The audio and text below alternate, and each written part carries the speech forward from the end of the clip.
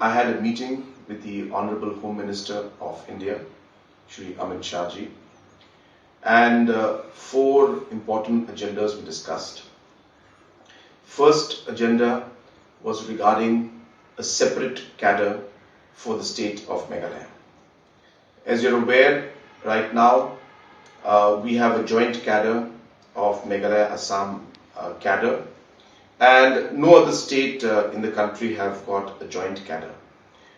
And therefore I have requested and urged the Honorable Home Minister that if the cadre of Assam and Meghalaya could also be segregated and Meghalaya could get its dedicated officials, it would be a great benefit to the state of Meghalaya. The second subject which I took up today in the meeting was regarding the inclusion of Garo and Khasi language in the 8th schedule.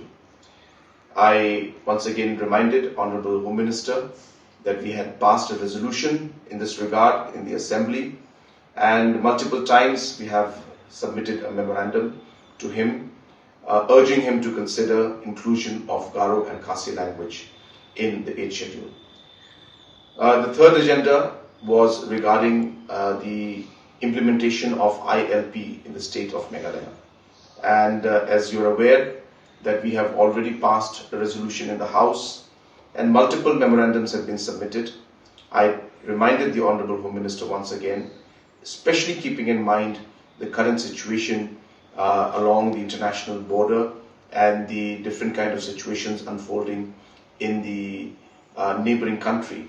And keeping all of these factors in mind, it was important to not only strengthen the presence of our forces along the border, creation of more infrastructure, but at the same time having a mechanism to check illegal immigration and infiltration in the state of Meghalaya.